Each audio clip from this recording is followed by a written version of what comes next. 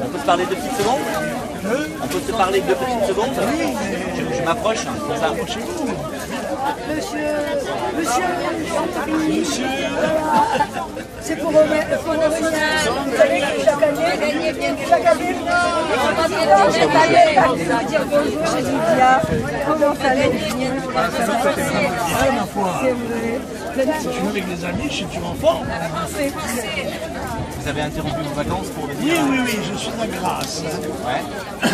Mais il faut pas descendre quand même. Ah ouais, il fait meilleur là-haut qu'ici. C'est pas la porte à côté. Et vous venez souvent de Grasse? Je savais pas que vous veniez à Grasse. Non, je suis invité. Je passe 8 jours à peu près, et puis après je m'en irai dans le bar.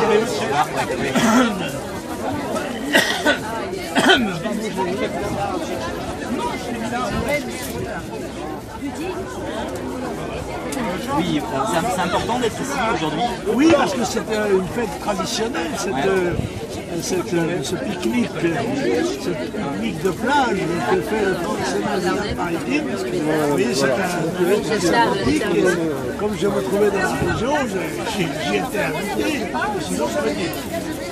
Les années sont d'âge qui donnent le Front National de plus en plus haut. Oui, ben je pense que nous sommes sur la voie du redressement. Je rappelle quand même qu'aux dernières élections européennes, j'ai fait 33% à Dakar et 38% à Nice. Et que je pense que je suis arrivé en tête, je pense, dans les 3/4 des communes du département. Au moins, peut-être même un peu plus. Donc, en effet, je pense qu'il y a à la fois, c'est vrai, un désaveu des partis qu'on appelle de gouvernement, c'est-à-dire l'UMP et le PS, contre souvent la même politique et qui semble tout à fait impuissant à endiguer la vague déferlante de mauvaises nouvelles, en quelque sorte. Et incapable surtout de prendre les décisions énergiques qui seraient nécessaires.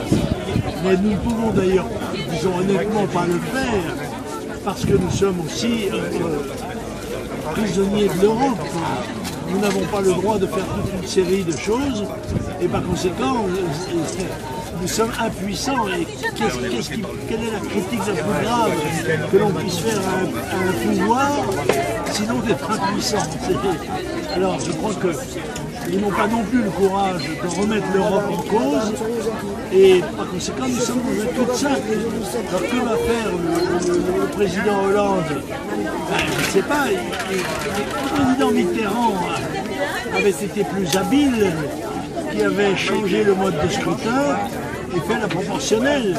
Pourquoi les gens superficiels, donc d'ailleurs, j'ai vu l'autre jour un éditorial de Valeurs Actuelles où il dit qu'il l'avait fait pour permettre l'élection des gens du Front National.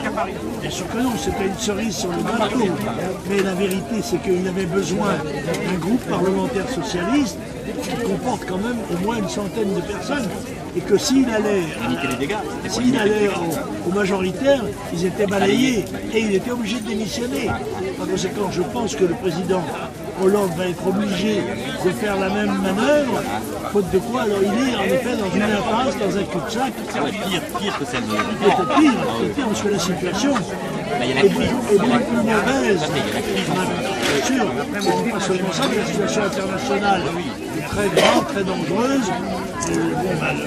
Le torrent migratoire n'a pas cessé pendant 30 ans et continue et va probablement s'aggraver des difficultés qu'il y a dans le monde et de l'explosion démographique. C'est ça qui est terrible.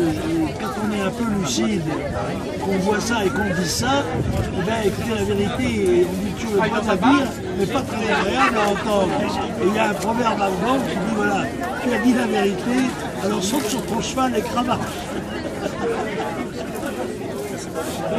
Alors moi j'ai fait ça pendant 40 ans, essayer de dire ce qui était prévisible, probable, et que les gens ne voulaient pas voir, ne voulaient pas croire. Et maintenant que ça les atteint directement, c'est ce qui est à la source quand même, grosso modo, des succès du Front National, c'est que les gens se disent, mais bien, c'est vrai qu'il nous l'avait dit ça.